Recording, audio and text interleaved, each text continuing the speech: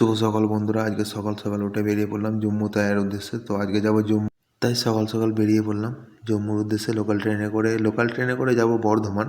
আর এদিকে যা গরম পড়েছে, গরমের মধ্যে পাখিদার নিচ্ছে রুমাল, আর সুজয় দেখে দেখে হাসছে, কারণ রুমাল নিচ্ছে তো ওই কারণে যেন হাসছে। আমি ভিডিও করছিলাম আর ট্রেন এদিকে জোর যাচ্ছে।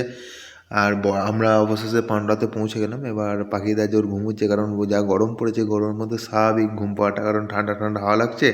আর সুজয় শুরু করে দিয়েছে তার সাথে সাথে। আর বর্ধমানে পৌঁছে গিয়ে আমরা জম্মু মানে ট্রেনটা উঠে গেলাম। আর এই ট্রেনটায় উঠে যাওয়ার পরে আমি আমার সিটে বসে পড়লাম, যে সব সিটে বসে পড়লো, কারণ এতটাই ভিড় ছিল সেই কারণের জন্য ট্রেনে উঠে ভিডিওটা করতে পারিনি। তো ট্রেনে উঠে আপাতত একটুখানি যা গরম দিচ্ছে ট্রেনের মধ্যে, আর আমাদের এই দিকটা একটু ঠান্ডা ছিল, অবশেষে এই সাইডে বসলাম। আর বিকেলের দিকে প্রচুর গরম পড়েছিল, কারণ ইউপিতে পৌঁছে গেছিলাম তখন। আর এত গরম থাকতে পারা যাচ্ছিল না। আর সন্ধ্যার দিকটা একটু ওয়েদারটা ঠান্ডা হয়েছিল, আর তা খুব ভালো লাগছিল। সন্ধ্যার দিকে এই সূর্যটাও দেখতে খুব সুন্দর লাগছিল, ওয়েদারটা ঠান্ডা হয়ে গেছিলো।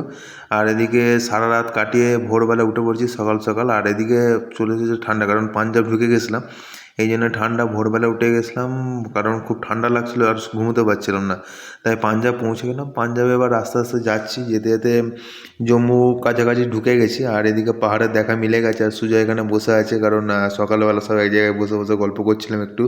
ট্রেন থেকে নামবো, নেমে কতটা কি যাবো। আর এখানে ট্রেন খুবই স্লো হয়ে গেছে, আর মধ্যিখানে এই নদীটা পড়লো, নদীটার নামটা আমি ঠিক জানি না, তবে পাহাড় থেকে জলটা আসছে ভেঙে নদীটায়। খুব ভালো লাগলো দেখে। আর আমরা অবশেষে পৌঁছে গেলাম জম্মুর উদ্দেশ্যে। বাকি সেকেন্ড পার্টের জন্য অপেক্ষা করো, খুব শীঘ্রই নিয়ে আসছি।